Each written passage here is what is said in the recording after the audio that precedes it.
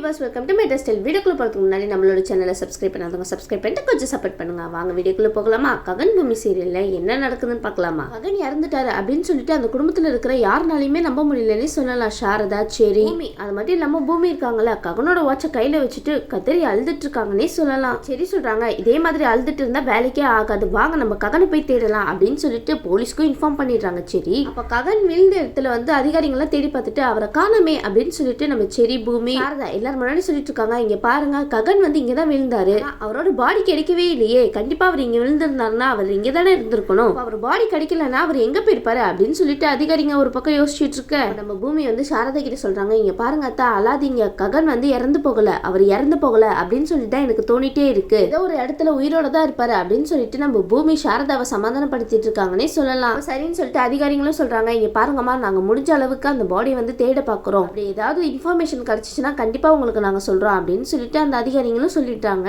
சரின்னு சொல்லிட்டு பூமி, சாரதா, செரி இவங்க 3 பேருமே வீட்டுக்கு திரும்பிடுறாங்கன்னே சொல்லலாம். உடனே வந்து நம்ம பூமி என்ன பண்றாங்க தெரியுமா, இந்த சூர்யா சட்டையை பிடிச்சிட்டு, பாரு சூர்யா, எனக்கு நல்லாவே தெரியும் இந்த ககனோட நிலைமைக்கு நீதான் காரணம் அப்படின்னு சொல்லிட்டு, நீ தானே அவரை கொலை பண்ண சொல்லு அப்படின்னு சொல்லிட்டு பயங்கரமா டென்ஷன் ஆயிட்டு இருக்காங்கன்னே சொல்லலாம். உடனே சூர்யா வந்து நக்கலா சொல்றாரு, இங்க பாரு பூமி, நான் தான் கொலை பண்ணேன் அப்படின்னு சொல்லிட்டு நீ கம்ப்ளைண்ட் கொடுத்தா கூட வாங்கன்னு நினைக்கிற, யாரும் நம்பவே மாட்டாங்க, ஏன்னா அவன் ஃப்ராட் வேலை பண்ணி தப்பிச்சு போக பார்த்தா, எங்களுக்குள்ள கை கலப்பு வேலை நடந்துச்சு, அதனால தெரியாம நான் அவனை துப்பாக்கி வச்சு சுட்டுட்டேன் அப்படின்னு சொல்லிட்டு அந்த கேஸே க்ளோஸ் பண்ணிடுவாங்க, அதனால என்ன எதுவுமே பண்ண முடியாது பூமி அப்படின்னு சொல்லிட்டு ரொம்ப நக்கலோட சொல்லிட்டு இருக்காருன்னே சொல்லலாம் இந்த சூர்யா. ஆனா நம்ம பூமிக்கு பயங்கரமான ஒரு நம்பிக்கை இருக்குன்னே சொல்லலாம். இல்ல, ககனுக்கு எதுவுமே ஆகல, அவர் உயிரோட தான் இருக்காரு அப்படின்னு சொல்லிட்டு நம்பிட்டு இருக்காங்கன்னே சொல்லலாம். அது மட்டுமா, இந்த பக்கம் நம்ம அபூர்வாவை தான் காமிக்கிறாங்க, இந்த பக்கம் இந்த அபூர்வா ஜாமீனுக்காக ட்ரை பண்ணிட்டு இருக்காங்கன்னே சொல்லலாம். அது மட்டுமா இந்த சூர்யா வந்து அபூர்வா கிட்ட சொல்றாங்க, என்ன அபூர்வா, ஜாமீன்ல வெளியே வர்றதுக்காக ட்ரை பண்ணிட்டு இருக்கீங்க போல, நீங்க என்ன நினைச்சாலும் சரி, நான் நினைக்காம இந்த இடத்த விட்டு வெளியவே போக முடியாது உங்களால அப்படின்னு சொல்லிட்டு இருக்கும் போது, பாரு சூர்யா, என்கிட்ட எல்லாம் உன்னால மோதவே முடியாது, மோதுறது என்ன, என் முன்னாடியே உன்னால நிக்க முடியாது அப்படின்னு சொல்லிட்டு பெரிய வசனம் எல்லாம் பேசிட்டு இருக்காங்கன்னே சொல்லலாம் இந்த அபூர்வா. அது மட்டுமா இந்த சூர்யா சொல்றாங்க, இங்க பாருங்க, நீங்க எவ்வளவு பெரிய ஆளா இருந்தாலும் சரி, எல்லா ஆதாரமும் என் கையில தான் இருக்கு, அதை மறந்துட்டீங்களா என்ன, நான் மனசு வச்சாதான் உங்களால வெளியவே வர முடியும் அப்படின்னு சொல்லிட்டு சூர்யா சொல்ல, இந்த பக்கம் நம்ம நட்சத்திராக்கும் அபூர்வாக்கும் பயங்கர ஷாக் ஆகுதுன்னே சொல்லலாம். அப்பதான் நம்ம சூர்யா வந்து ஒரு விஷயத்தை அபூர்வா கிட்ட சொல்றாங்க, இங்க பாருங்க, உங்க சொத்து பத்து எல்லாத்தையுமே என்கிட்ட ஒப்படைச்சிட்டீங்கன்னு வச்சுக்கோங்களேன், அதுக்கப்புறம் என்ன, உங்களை ஜாமீன்ல நானே வெளியே விட்டுறேன். அப்புறம் சொல்றாங்க, என்ன சூர்யா என்கிட்டயே வலை பேசுறியா அப்படின்னு சொல்லி கேட்டுட்டு இருக்கும் போது அப்ப சூர்யா சொல்றாங்க, இங்க பாருங்க, நான் சொல்ற வேலையை மட்டும் நீங்க சூப்பரா பண்ணி முடிச்சிட்டீங்கன்னு வச்சுக்கோங்களேன், அழகா வெளியே வந்துடலாம், அப்படி மட்டும் இல்லைன்னு வச்சுக்கோங்களேன், காலம் ஃபுல்லா இந்த ஜெயிலே கடந்து களி தின்ன வேண்டியதா அப்படின்னு சொல்லிட்டு நம்ம சூர்யா ஒரு பக்கம் சொல்ல, உடனே இதை கேட்டுட்டு டென்ஷன் ஆன நம்ம அபூர்வா, சரி சீக்கிரம் சொல்லி தொலை, அப்படி என்னதான் பண்ணி தொலையணும் அப்படின்னு சொல்லி கேட்டுட்டு இருக்கும் போது அப்ப நம்ம சூர்யா சொல்றாங்க, எனக்கும் பூமிக்கும் கல்யாணம் பண்ணி வைக்கணும், அது மட்டும் இல்லாம சொத்தை என் பேர்ல மாத்தி வைக்கணும் அப்படின்னு சொல்லிட்டு சூர்யா கேட்க, இதெல்லாம் கேட்டுட்டு நம்ம நட்சத்திரம் ஷாக் ஆகுறாங்கன்னே சொல்லலாம். என்ன மம்மி, இவன் பாட்டுக்கு லிஸ்ட் அடிக்கிட்டே போறான், ஆனா நீங்களும் அவன் சொன்னதெல்லாம் கேட்டுட்டு சரின்னு சொல்லி தலையாட்டிட்டு இருக்கீங்க, என்னதான் நடக்குதுங்க அப்படின்னு சொல்லி கேட்டுட்டு இருக்க இந்த அபூர்வா சொல்றாங்க, இல்ல பேபி, அம்மா என்ன பண்ணாலும் அதுல ஒரு காரணம் இருக்கும்னு உனக்கு தெரியும்ல, அவன் எதையாவது பண்ணிட்டு போய் தொலைறான், அது மட்டும் இல்லாம இந்த சூர்யாவுக்கும் பூமிக்கும் கல்யாணத்தை பண்ணி வச்சுட்டு சொத்தையும் அவன் பேர்ல எழுதி தர மாதிரி எழுதி தரவும் மாட்டேமா அப்படின்னு சொல்லிட்டு இருக்காங்க. மம்மி எதுக்கோ சொல்றேன், இவன்கிட்ட கொஞ்சம் கவனமாவே இருங்க, அது மட்டும் இல்லாம சீக்கிரமா இந்த பூமியை அவன் தலையில கட்டி வைங்க, அதான் இந்த ககனே போய் சேர்ந்துட்டான்ல, அதுக்கப்புறம் என்ன அப்படின்னு சொல்லிட்டு இருக்கும் போது, எப்படியோ பேபி, அதான் இந்த ககனையும் பூமியும் பிரிச்சாச்சுல, அதுக்கப்புறம் நம்ம வெளியே பார்ப்போம் அப்படின்னு சொல்லிட்டு இருக்கும் போது இந்த பக்கம் நம்ம கேபியை தான் காமிக்கிறாங்க. கேபிக்கு எல்லா விஷயமே தெரிய வருது, ககன் வந்து இறந்துட்டான் அப்படின்னு சொல்லிட்டு, இந்த பக்கம் நம்ம செரி ககன் வந்து இறந்துட்டான் அப்படின்னு சொல்லிட்டே இருக்காங்க. ஆனா நம்ம பூமி வந்து ரொம்ப நம்பிக்கையா சொல்றாங்க, இங்க பாரு செரி, சும்மா வாய்க்கு வந்தபடி ககன் இறந்துட்டான்னு சொல்லிட்டே இருக்காது, எனக்கு முழு நம்பிக்கை இருக்கு, ககன் இறந்தெல்லாம் போகல, அவரு உயிரோட தான் இருக்காரு அப்படின்னு சொல்லிட்டு என்னோட உள் மனசு சொல்லிட்டே இருக்கு, சரி நீ வேணா பாரு, ககன் உயிரோட வருவாரு அப்படின்னு சொல்லிட்டு நம்ம பூமி ரொம்ப நம்பிக்கையோட செரி கிட்ட சொல்லிட்டு இருக்காங்கன்னே சொல்லலாம். அப்ப கேபி வந்து பயங்கர டென்ஷன்ல கேட்டுட்டு இருக்காங்க, ககனை கொலை பண்ணது யாரு, எனக்கு தெரிஞ்சே ஆகணும், யார் அது அப்படின்னு சொல்லி கேட்டு இருக்கும் போது நம்ம செரி சொல்றாங்க, ககனை கொலை பண்ணது வேற யாரும் இல்லம்மா, அம்மா சந்திரா தான் அப்படின்னு சொன்ன உடனே கேட்டுட்டு கிருஷ்ணாக்கு தூக்கி வாரி போட்டுச்சுன்னே சொல்லலாம். சந்திராவா, அவனை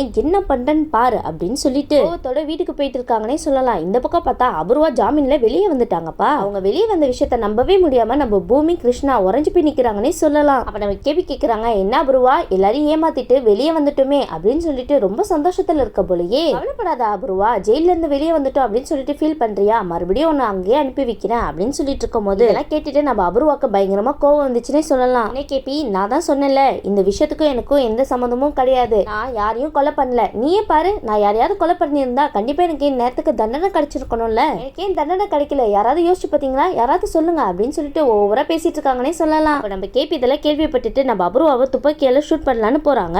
அங்க இருக்கிறவங்க எல்லாருமே இருந்தாலுமே நம்ம கேபியை தடுக்கிறாங்கன்னே சொல்லலாம். இன்னொரு பக்கம் நம்ம கேபி வந்து சந்திரா கிட்ட கேட்குறாங்க, சந்திரா நீ நினைச்ச காரியத்தை கரெக்டாக பண்ணிட்ட போலியே, என்னோட பையன் ககனை இந்த உலகத்தை விட்டு அனுப்பிட்ட போல அப்படின்னு சொல்லி கேட்ட உடனே நம்ம சந்திராக்கு அதிர்ச்சினா சொல்ல முடியல. சந்திரா எனக்கு நல்லாவே தெரியும் அந்த ககன் மேல இருக்கிற கோவத்தினால தானே அவனோட கதையவே முடிச்சிருக்க, எனக்கு நல்லாவே தெரியும். அது மட்டும் இல்லாம அவன் என்னோட உயிரே இந்த உலகத்துல இல்லாம ஆக்கிட்டு நீனு அப்படின்னு சொல்லிட்டு பயங்கரமா அழ ஆரம்பிச்சிடறாங்கன்னே சொல்லலாம். அது மட்டுமா நம்ம சந்திராவோட சட்டையை பிடிச்சிட்டு கேபி வந்து சொல்றாங்க, இங்க பாரு உனக்கு ஒரு விஷயம் தெரியுமா, ககன் சின்ன வயசுல இருக்கும் போதே அவன் கிட்ட இருந்து என்ன நீ பிரிச்சுட்ட, என் பையன் அப்பா பாசம் எதுவுமே இல்லாம தனியா கஷ்டப்பட்டு அவனோட தனி முயற்சினால எவ்வளவு முன்னேறி வந்திருக்கான்னு தெரியுமா உனக்கு, அப்படிப்பட்ட ஆளை இப்படி பண்ணிட்டியேடா அப்படின்னு சொல்லிட்டு நம்ம கேபி பயங்கரமா சந்திரா கிட்ட சண்டை போடுறாங்கன்னே சொல்லலாம். அது மட்டும் இல்லாம இந்த வீட்டுல இவ்வளவு நாளா நடப்போன மாதிரி தானே இருந்துட்டு இருந்தேன், என்னோட பொண்டாட்டி சாரதா என்னோட புள்ள ககன் எல்லாருமே விட்டுட்டு வேண்டா வெறுப்பா ஒரு வாழ்க்கைய வாழ்ந்துட்டு இருந்தேன், அது யாருக்காக, என்னோட குடும்பத்துக்காக தானே. இப்போ இந்த ககன் இல்லாம ஆயிட்டானே, இனி எதுக்காக நான் இந்த இடத்துல இன்னும் இருக்கணும் சொல்லு, ககன் எவ்வளவு பெரிய கஷ்டத்தை தாண்டி வந்திருக்கான்னு தெரியுமா உனக்கு சந்திரா, மட்டும் இல்லாம ககன் மாதிரி ஒரு பையனை பெற்றதுக்கு நான் ரொம்ப கொடுத்து வச்சிருக்கணும், ஆனா அப்படிப்பட்ட மகனே எனக்கு இல்லாத மாதிரி ஆக்கிட்டியே சந்திரா அப்படின்னு சொல்லிட்டு நம்ம கேபி பயங்கரமா அழுதுட்டு இருக்காங்கன்னே சொல்லலாம். அது மட்டும் இல்லாம இனி இந்த வீட்டுல நான் வாழவே மாட்டேன், என்னோட பொண்டாட்டி சாரதா கூட சேர்ந்து அவளுக்கு சந்தோஷமான வாழ்க்கையை கொடுக்க போறேன், அது மட்டும் இல்லாம இவ்வளவு நாள் சாரதாவை பிரிஞ்சு எவ்வளவு கஷ்டம் கொடுத்திருப்பேன் அவளுக்கு இது வரைக்கும் கொடுத்த கஷ்டம் எல்லாமே போதும், இதுக்கப்புறமா அவளுக்கு கஷ்டம் கொடுக்கணும்னு நான் நினைக்கல, அதனால என்னோட பொண்டாட்டி சாரதா கூடயே நான் வாழ போறேன் அப்படின்னு சொல்லிட்டு அந்த இடத்துல ஒரு முடிவு சொல்றாங்கன்னே சொல்லலாம் நம்ம கேபி. அப்ப நம்ம மீரா வந்து என்னங்க என்ன பேசிட்டு இருக்கீங்க, நீங்க பண்றதெல்லாம் சரியா இருக்கா அப்படின்னு சொல்லி கேட்டு இருக்கும் போது நம்ம கேபி சொல்றாங்க, அப்போ உன்னோட அண்ணன் சந்திரா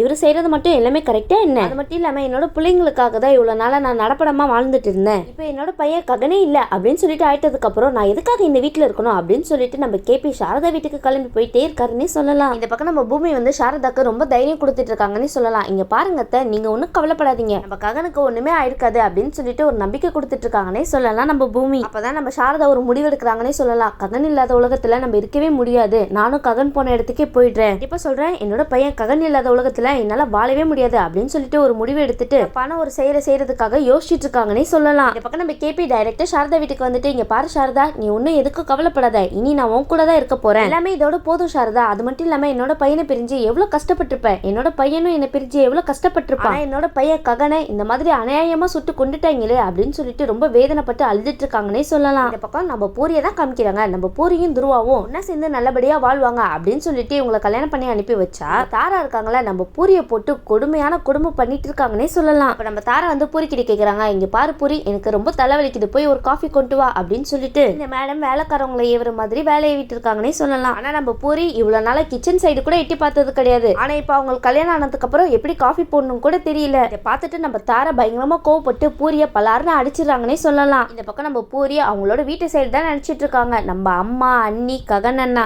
எவ்வளவு நல்லா பாத்துக்கிட்டாங்க, ஆனா இந்த வீட்டுல என்ன கொடுமைப்படுத்துறாங்க அப்படின்னு சொல்லிட்டு பூரி ஒரு பக்கம் அவங்க ஃபேமிலியை நினைச்சு பயங்கரமா அழுதுட்டு இருக்காங்கன்னே சொல்லலாம். அப்பதான் நம்ம பூரிக்கு இந்த நியூஸ் வருதுன்னே சொல்லலாம், ககன் வந்து இறந்துட்டாரு அப்படின்னு சொல்லிட்டு. இதை கேட்டுட்டு நம்ம பூரி பயங்கரமா அழுறாங்கன்னே சொல்லலாம். தாரா வந்து திமிரா சொல்றாங்க, ஆமா உன் அண்ணன் எனக்கு பண்ண துரோகத்துக்காக தான் கடவுள் வந்து சரியான தண்டனை கொடுத்திருக்காரு. இதை கேட்டதுமே நம்ம பூரி இன்னும் பயங்கரமா அழ ஆரம்பிச்சிட்டாங்கன்னே சொல்லலாம். ஆனா இந்த தாராக்கு கொஞ்சம் கூட மனசாட்சியே இல்லாம இப்படி பேசுறாங்க பாருங்களேன். ஒருத்தவங்க கஷ்டத்துல இருக்கும் போது மேலும் மேலும் அவங்கள வேதனைப்படுத்திட்டே இருக்காங்கப்பா. சரிங்க இவங்க பொறுத்த வரைக்கும் ககன் வந்து இறந்துட்டாங்க, ஆனா நம்ம ககன் வந்து ஆகாஷா சீக்கிரமா வர போறாருன்னே சொல்லலாம். நம்மளாம் அந்த ஆகாஷ் கேரக்டரை பாக்குறதுக்காக வெயிட் பண்ணலாம். இந்த வீடியோ உங்களுக்கு பிடிச்சிருந்துச்சுன்னா மறக்காம மெட்ரோ ஸ்டைல லைக் பண்ணுங்க, ஷேர் பண்ணுங்க, சப்ஸ்கிரைப் பண்ணிடுங்க. தேங்க்யூ.